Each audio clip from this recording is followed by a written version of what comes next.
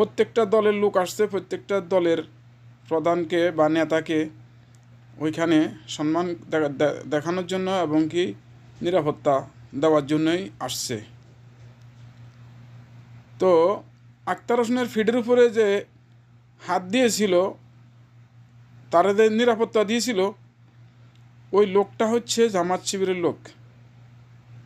জামাত নেতা সৈয়দ আবদুল্লাহ মোহাম্মদ তাহের খালেদ মঈনুদ্দিনকে একটা টক শোতে উনি পরিষ্কারভাবে জানাইছেন যে টিভিতে দেখছেন যে লোকটা আক্তার হোসেনের গায়ে হাত দিয়ে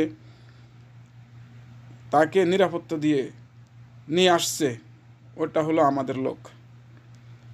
আমার কথা হচ্ছে এটা কি, আপনারা যারা শুধু জামাত শিবিরের দোষ খোঁজেন, আসলে নিজের দোষ না খুঁজে, নিজের ব্যর্থতা না খুঁজে জামাত শিবির খুঁজতে গিয়ে আপনারা হারিয়ে যান।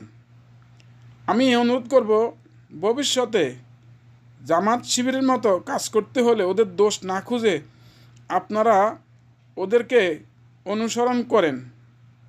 ওদের সামনে দিন দিন আগাচ্ছে, ওরা কিভাবে আগাচ্ছে, ওরা পরিবর্তন হইতেছে, ওরা আধুনিক যুগের সাথে তাল মিলিয়ে ওরা কিভাবে সমাজের সাথে খাপ খাইয়ে চলছে, প্রত্যেকটা দলের লোকের এদেরকে অনুসরণ করা দরকার। তো যাই হোক, আমরাও খুশি হইলাম। ওইখানে ওই দিন মির্জা ফখরুল ইসলাম আলমগীর সাহেবকেও কিন্তু জামাত শিবিরের লোকে প্রোটেক্ট দিছে এবং কি বলছে, স্যার আপনার কোনো সমস্যা নাই, আপনি চিন্তা করবেন না, আমরা আসি, আপনার কোনো চিন্তা নাই। তাইলে উনিও বা কতটুকু সাহস পাইলে যখন ওইখানে বিএনপির লোক ছিল না। আর সবচেয়ে বড় কথা হচ্ছে কি, আমি এই কথাটা প্রথমে বলার দরকার ছিল যে কেন মির্জা ফখরুল ইসলাম আলমগীর সাহেব যে গেট দিয়ে বাইরে ছিল, বিএনপি এবং এনসিপি লোকজন, ওদের নেতাকর্মীরা ওখানে কেন ছিল না?